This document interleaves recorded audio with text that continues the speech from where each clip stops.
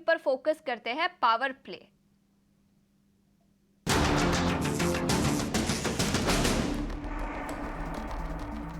Vaishali, power play segment में आपके कौन से स्टॉक रिकमेंडेशंस रहेंगे?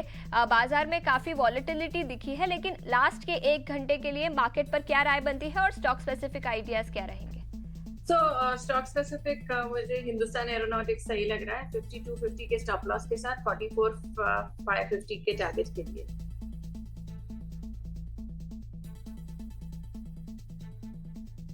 राइट, HAL अभी आपने सजेस्ट किया वैशाली, नंबर्स भी आए हैं कंपनी के, इस वजह से हम ये तेजी देख रहे हैं, 3.5% ऊपर है।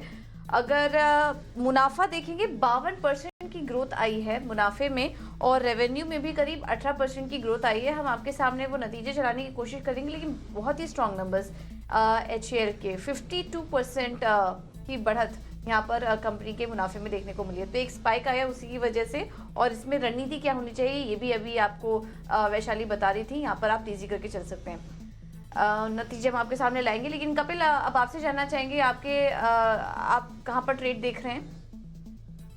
मैं यहाँ पे देख रहा हूँ कि कैपिटल गुड स्टॉक्स में काफी टाइम से एक अच्छी मोमेंटम आ रही है, और यहाँ पे ग्रिंडवेल करके एक स्टॉक है जो 2354 के लेवल पे ट्रेड कर रहा है। लोअर बैंड से काफी अच्छा मूव कर गया, लेकिन अपर बैंड पे पहुंचने के लिए अभी भी थोड़ा सा रूम इसमें बाकी है। तो 2390 तक की मैं इसमें अपसाइड मोमेंटम देख रहा हूँ, और नीचे में इसके 2325 के स्टॉप लॉस रहेंगे। है सलाह इस स्टॉक पर आपके लिए, लेकिन HAL के नंबर्स हम वापस से आपके सामने लाने की कोशिश करेंगे। मार्जिन के फ्रंट पर भी नंबर्स काफ़ी स्ट्रॉन्ग नज़र आ रहे हैं, मार्जिन ऑलमोस्ट दोगुना हो चुका है। 40% के मार्जिन के फिगर्स देखने को मिल रहे हैं HAL के केस में, तो काफ़ी अच्छे नंबर्स हैं। और उस पर अभी जैसे ही नतीजे आए तुरंत रिएक्शन हमने आपको स्टॉप पे भी दिया, वैशाली ने उस पर खरीदारी करने की भी सलाह दी। 4300 के ऊपर के लेवल्स इस वक्त आ रहे हैं। वैशाली, एक बार टारगेट वापस से रिपीट करेंगे, HAL में क्या टारगेट्स आपने बताए थे? 50 4450। वैशाली, हम आपको सुन नहीं पाए। 4450, ठीक है, तो मौजूदा स्तर पर भी एंट्री ले सकते हैं जी, 4250 के स्टॉप लॉस के साथ।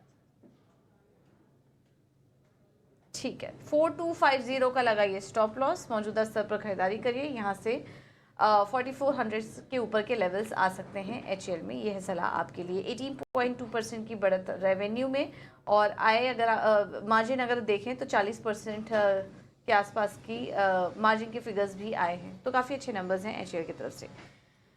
चलिए बाजार पर एक बार नज़र डाल लेते हैं। मार्केट दिन के निचले स्तर पर ही कारोबार कर रहा है, और करीब 22,100 के ऊपर इस वक्त ट्रेड कर रहा है निफ्टी। बैंक निफ्टी में 190 अंकों की वीकनेस इस वक्त देखने को मिल रही है। सेंसेक्स भी देखेंगे तो 270 अंकों के आसपास की वीकनेस यहाँ पर सेंसेक्स में भी है। थोड़ी रिकवरी आई थी, लेकिन आज बाजार में दिन भर हम देख रहे हैं कि उतार चढ़ाव बना हुआ है। देखना होगा एक्सपायरी किन स्तरों पर होती है। 22,100 के ऊपर अब आने की कोशिश कर रहा है मार्केट। चलिए कुछ और भी स्टॉक पर नज़र डाल लेते हैं इस बीच। और हम देख रहे हैं कि कुछ स्टॉक्स की बात करें तो कपिल, एक बार डॉक्टर रेड्डीज पर सलाह दीजिए। 2.5% की गिरावट है इस वक्त स्टॉक में।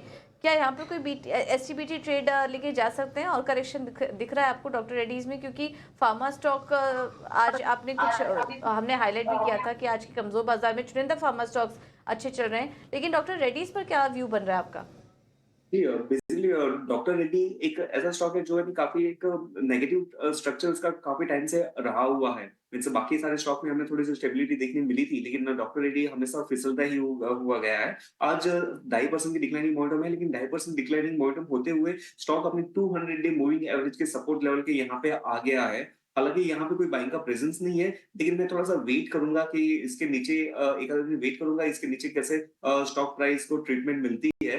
बट किसी के पास अगर ये होता है तो अगर ये लेवल निकल जाता है तो नीचे में फिर से हमें 5,520 के भी लेवल इसमें देखने मिल सकते हैं, लेकिन फ्रेश शॉट के लिए थोड़ा सा वेट करना ठीक रहेगा, क्योंकि 200 मूविंग एवरेज के सपोर्ट पे है। ये थोड़ा सा रुकना ठीक रहेगा। ये राय थी doctor Reddy. INOX GFL group को लेकर भी एक बड़ी खबर आ रही है और इस एक्सक्लूसिव खबर के साथ प्रियंका ऊपर हमारे साथ जुड़ चुकी हैं। प्रियंका, बताइए क्या जानकारी है आपके पास? एक बड़ी खबर आइनॉक्स ग्रुप को लेकर आ रही है। आइनॉक्स जीएफएल कुछ बड़े मार्की फॉरेन इन्वेस्टर्स के साथ मिलकर एक नया रिन्यूएबल एनर्जी प्लेटफॉर्म तैयार करने की बात आ रही है। ये नया न्यू एनर्जी प्लेटफॉर्म जो होगा वो टर्न की सोल्यूशंस प्रोवाइड करेगा ना सिर्फ ग्रुप को बल्कि थर्ड पार्टी कॉर्पोरेट्स को भी। और बड़े नाम सामने आ रहे हैं, एपी मॉलर कैपिटल, आई स्क्वाड कैपिटल, एक्टर्स जैसे कई बड़े नाम हैं और कुछ और सिंगापुर बेस्ड नाम भी हैं जो इस जेवी में इंटरेस्टेड होंगे। राउंड अबाउट फॉरेन इन्वेस्टर्स के पास 51%, 51% स्टेक होगा इस जेवी का और बाकी 49% प्रमोटर ग्रुप यानी जैन फैमिली के पास रहेगा। ये जो न्यू रिन्यूएबल एनर्जी का प्लेटफॉर्म बना रही है, क्योंकि कंपनी का काम है टर्न की सोल्यूशंस प्रोवाइड करना, ऑपरेशन और मेंटेनेंस का काम आइनॉक्स ग्रीन करती है। इस पूरे प्लेटफॉर्म की जो कैपेसिटी हो सकती है वो 1.5 गीगावाट की विंड और सोलर पावर जनरेट करने की कैपेसिटी बताई जा रही है और ये कई सारी स्टेट्स को सप्लाई कर सकती है। जेन्स जो है अपने कुछ एसेट्स को ट्रांसफ़र करेंगे, सोलर और विंड एनर्जी के एसेट्स को गुजरात फ्लूरो से और आइनॉक्स ग्रीन से। इस प्लेटफॉर्म के लिए जो सोल्यूशन प्रोवाइड करेंगे वो आइनॉक्स विंड जो है वो इक्विपमेंट की सोल्यूशंस जो होंगे वो आइनॉक्स विंड से आएंगे और इस प्लेटफॉर्म से आइनॉक्स विंड के लिए एक बड़ा स्ट्रीम ऑफ रेवेन्यू क्रिएट होगा, additional stream of revenue create होगा। 10,000 से 12,000 करोड़ का एडिशनल रेवेन्यू आइनॉक्स विंड के लिए क्रिएट होगा। और क्योंकि आइनॉक्स ग्रीन ऑपरेशन और मेंटेनेंस का काम करती है तो उसके लिए 150 से 200 करोड़ ईयरली कॉन्ट्रैक्ट्स की एक्सपेक्टेशन यहाँ निकल के आ रही है। अर्नेस्ट एंड यंग जो है they are heard to be the advisor इस पूरे कंसोर्शियम पे। ग्रुप के लॉन्च होने की एक्सपेक्टेशन है वो 3 से 6 महीने में लॉन्च हो सकता है। हमने क्वेरीज लिखी ग्रुप को लेकिन हमें इस पर आंसर अभी नहीं मिला था स्टोरी करने से पहले।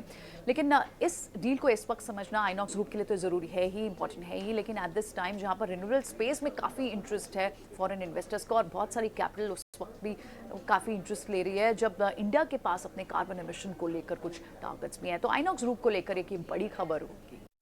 ठीक है, तो ये बड़ी एक्सक्लूसिव खबर आइनॉक्स विंड से जुड़ी और आइनॉक्स जीएफएल ग्रुप से जुड़ी रिन्यूएबल प्लेटफॉर्म वो लॉन्च कर सकती है और जिसमें कि विदेशी निवेशकों का भी इंटरेस्ट आया है। करीब 51% इससे हिस्सेदारी होगी।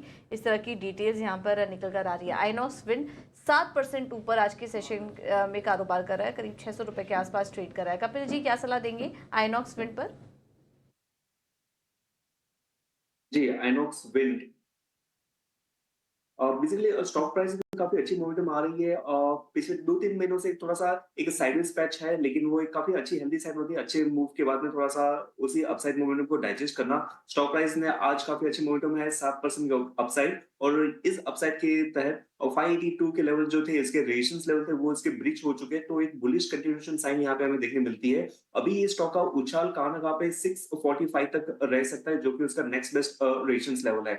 तो स्टॉक में जिसके पास होते हैं तो बेशक इसको होल्ड कर सकते हैं 645 के यहाँ पे, और जो नई एंट्री करना चाहते हैं तो एक पार्शियल ट्रंच यहाँ पे बाय कर सकते हैं और 582 तक आपको एक रूम रखना पड़ेगा स्टॉक को अक्यूमुलेट करने के लिए, लेकिन स्टॉक 645 तक की अपसाइड मोमेंटम दर्ज कर सकता है।